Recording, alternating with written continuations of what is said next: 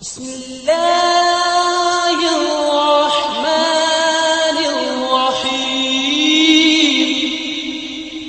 عثمان بن عفان رضي الله عنه قال رسول الله صلى الله عليه وسلم خيركم من تعلم القرآن وعلمه. وفي البخاري ومسلم وصحيحهما عن معاوية رضي الله عنه من يريد الله خيرا يفقه في الدين. الحمدللہ آج اس مدرسہ بنات کا حفل تخرج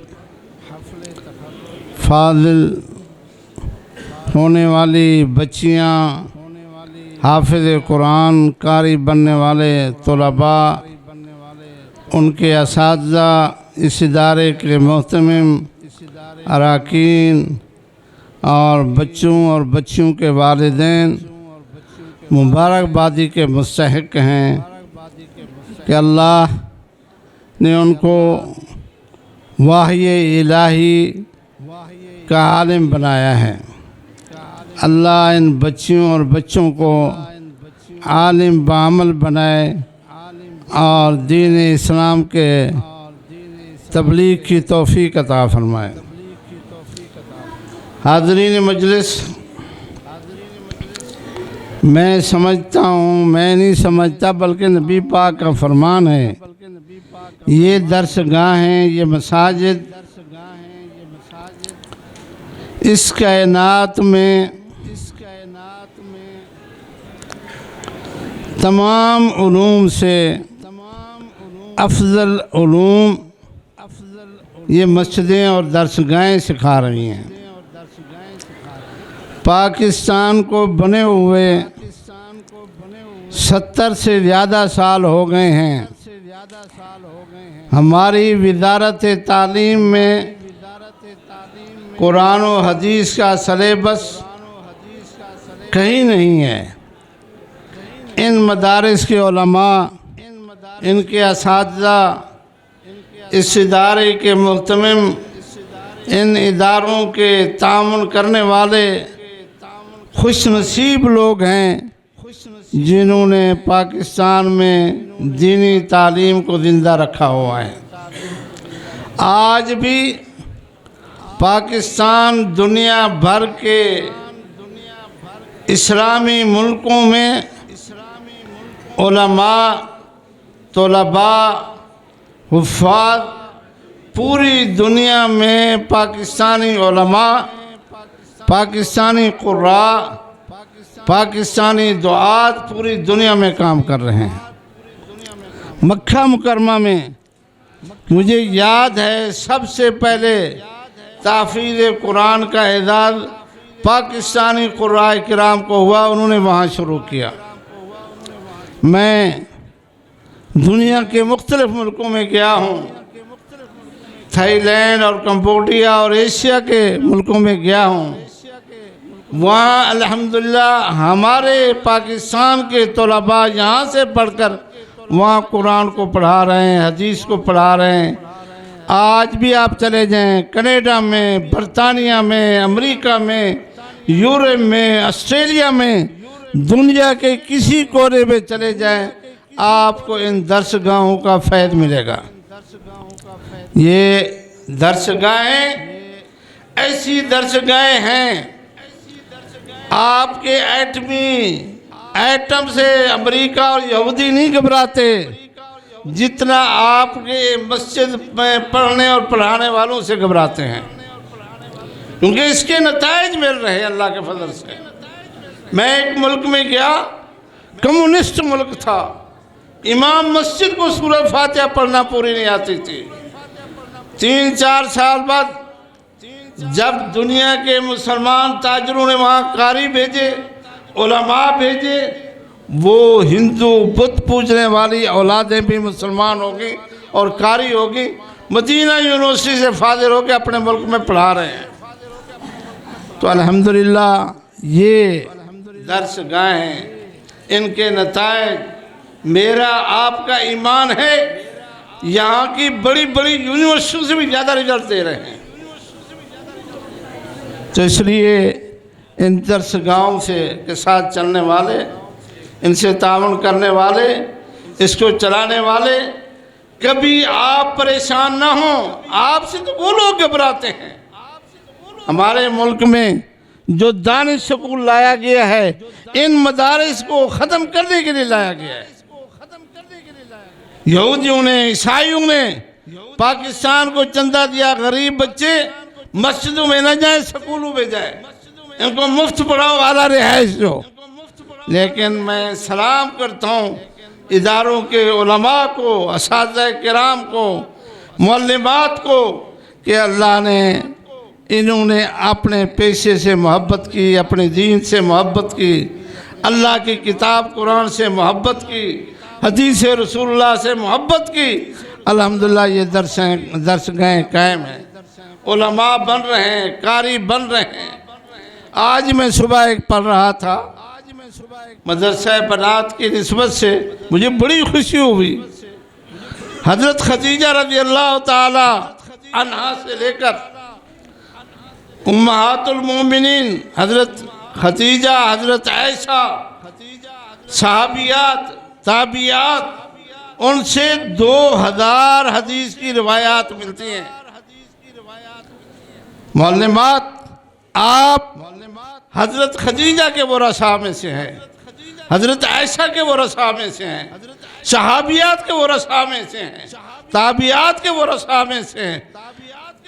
حدیث رسول، قرآن و حدیث کی تعلیم، عورتوں کی تاریخ حضرت خدیجہ سے ابتدائی واعظ کی حوصلہ افزائی سے لے کر آج تک عورتوں کی خدمات آ رہی ہیں۔ ہمیں جہاں ہمارے معاشرے میں مرد علماء، طلباء، قرائے کرام اپنا کردار ادا کر رہے ہیں، وہیں ہماری مائیں، ہماری بہنیں، ہماری بیٹیاں اپنے اس صحابیات کی تاریخ کو دہرا رہی ہیں۔ تو میں جناب حافظ احمد اللہ حافظ اللہ کو مبارکباد دیتا ہوں۔ مسلسل اپنے ان علاقوں میں بیٹھ کے دین کی خدمت کی اور مدارس کو اور مدارس بنات کو اس طرح چلایا۔ الحمدللہ آج بھی ہماری بچیاں علماء بن کے نکل رہی ہیں۔ یہ آپ کا، آپ کے بچیوں کا، آپ کی معلمات کا، آپ کے ساتھ تعاون کرنے والوں کا، یہ سب کا صدقہ جاریہ ہے۔ اللہ تعالیٰ آپ کے اس محفل کو مبارک کرے۔ اللہ اس درسگاہ کو دن دگنی رات چگنی ترقی عطا فرمائے۔ یہ ہماری درسگاہیں یونیورسٹیاں ہیں جس میں تمام دینی علوم پڑھائے جاتے ہیں۔ امام احمد بن حنبل رحمۃ اللہ نے لکھا ہے کہ روٹی کے بغیر تو گزارا کیا جا سکتا ہے، دن میں ایک دفعہ کھانا کھایا جا سکتا ہے، زیادہ سے زیادہ کوئی 2 دفعہ کھائے گا۔ جس طرح مسلمان سانس لیتا ہے اس کے لیے دین کی تعلیم اس طرح ضروری ہے۔ دین کی تعلیم دینا اپنی نسل کو، اپنے بچوں کو اور بچیوں کو، یہ بہت ضروری ہے۔ آج ہم بستہ اٹھا کے ٹیوشنیں، ہم عصری تعلیم کی مخالفت نہیں کرتے، ہم کہتے ہیں ضرور ہونی چاہیے۔ اسی طرح دینی تعلیم بھی ہر والدین اپنے بچے اور بچی کو دے، تاکہ پتہ ہو کہ کل اسلام میں یہی تو خوبی ہے۔ میں پچھلے دنوں ایک سعودی عدالت کا کیس پڑھ رہا تھا، بڑا حیران ہوا کہ اسلام معاشرہ کتنی بڑی نعمت ہے۔ عدالت میں 2 بھائیوں نے کیس کیا ہے۔ ایک بھائی کی عمر 80 سال ہے، دوسرے بھائی کی عمر 60 سال ہے، ماں کی عمر 110 سال ہے۔ بڑا بھائی اپنی ماں کی خدمت 80 سال کی عمر میں کر رہا ہے، 40 سال سے اس کے پاس ہے اس کی ماں۔ وہ جا کے چھوٹا کہتا ہے اس نے 40 سال ماں کو پالا ہے، خدمت کی ہے، ساری جنت تو یہ لے جائے گا، میرے حصے میں کیا آئے گا؟ جج کو کہا میری والدہ قانونی طور پہ مجھے دی جائے۔ 80 سالہ نے کہا جی 40 سال میں رکھیے، باقی زندگی بھی میں اپنی ماں کی خدمت۔ یہ یورپ میں نہیں، امریکہ میں نہیں، انگریز ملک میں نہیں، وہ تو کہے گا بوڑھے ہاؤس میں داخل کر دو ماں باپ کو۔ اس عدالت نے پھر ماں کو بلایا، 110 سال کی ماں ریڑھی پہ آئی، ماں سے پوچھا جج نے آپ کس کے پاس جانا چاہتی ہیں؟ اس نے کہا میرے تو دونوں بیٹے ہیں جن کے ساتھ مجھے عدالت بھیج دیں۔ تو جج نے کہا اس نے 40 سال خدمت کی ہے، اب وہ خود کمزور ہے، 80 سال کی عمر میں ہے، لہذا میں ماں چھوٹے بیٹے کو دیتا ہوں۔ اللہ اکبر! وہاں عدالت نے لکھا، اخبارات نے لکھا، سعودی عرب میں 80 سال کا بیٹا اپنی ماں کی جدائی میں ایسے روتا رہا جیسے چھوٹا بچہ چیختا ہے۔ یہ ہمارے دین کی خوبی ہے کہ ہم ماں کی قدر کرتے ہیں۔ اگر آپ علم پڑھتے ہیں، قرآن کو پڑھتے ہیں، حدیث رسول کو پڑھتے ہیں، تو ہم اپنی ماں کو جنت سمجھتے ہیں۔ وہ معاشرہ ہے۔ میں ایک دن صبح اٹھا، بینکاک ہوٹل میں تھا، دیکھا ایک بوڑھی عورت سفید سر کے ساتھ ایسے سر ہلا کے ناشتہ روڈ پہ تیار کر رہی ہے۔ میں نے اپنے ساتھیوں کو کمرے میں اٹھایا، میں نے کہا یہ بڑھیا اگر ہمارے پاکستان میں ہمارے مشرقی معاشرے میں یہ ہوتی، کسی کی ماں ہوتی، کسی کی دادی ہوتی، کسی کی پھوپھی ہوتی، آج 100 رشتوں کی مالک ہوتی۔ اس معاشرے میں، بے دین معاشرے میں، اس بوڑھی کا کوئی وارث ہی نہیں، پکائے گی تو کھائے گی، جب عاجز آ جائے گی تو بوڑھے ہاؤس میں چلی جائے گی۔ دین کی یہ برکات اس تعلیم میں ملیں گے۔ ہم اپنے تہذیب کو زندہ رکھنا چاہتے ہیں تو ہم اپنے اسلام کو اپنے گھروں سے نہ نکلنے دیں۔ اپنے بچوں کو اور بچوں کو قرآن پڑھائیں، علوم حدیث پڑھائیں، عصری علوم بھی پڑھائیں، اس سے کوئی ہم انکار نہیں کرتے۔ تو میں پھر شکر گزار ہوں اس طرح کے اداروں کا، جو ادارے بڑی محنت کے ساتھ، جفا کشی کے ساتھ، ان کو پتہ ہوتا ہے ہماری خوراک مہینے میں کیسے پوری ہونی ہے، ہم نے یکم کو تنخواہیں دینی ہے کیسے پوری ہوں گی۔ ان مسائل کے باوجود بھی بچوں کو کبھی نہیں بتاتے تمہارے استادوں کی تنخواہوں کا انتظام ہوا کہ نہیں ہوا۔ تو لہذا یہ مجاہد لوگ ہیں، یہ شکریہ اور دعاؤں کے مستحق کے لوگ ہیں، اور یہ درس گاہیں ہمارے مسلک کی، ہمارے منہج کی اساسی بنیاد ہیں۔ اگر یہ ادارے مضبوط تو ہم مضبوط ہیں۔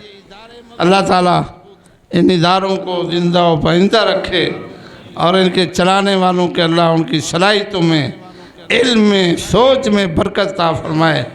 اللہ ہمارے اسلاف نے بھی محنت کی، ہمارے موجودہ علماء خطباء نے بھی محنت کی۔ کس طرح خوب رانا حبیب صاحب کا خطاب تھا، بہت اللہ تعالیٰ ان کی صلاحیتوں میں برکت فرمائے، اللہ ان کی صحت میں برکت فرمائے۔ اللہ تعالیٰ اس طرح ہمارے علامہ یزدانی صاحب بیٹھے ہیں، ذاکر رحمان صدیقی صاحب بیٹھے ہیں، یہ مسلک کا سرمایہ ہے۔ اللہ ان کی صلاحیتوں میں، صحتوں میں برکت عطا فرمائے۔ اور میں حافظ صاحب کو مبارکباد دیتا ہوں، یہاں آ کے میں بڑی خوشی محسوس کر رہا ہوں۔ الحمدللہ آپ کی یہ خدمات قابل قدر ہیں۔ اللہ تعالیٰ آپ کی اس محنت کو قبول فرمائے۔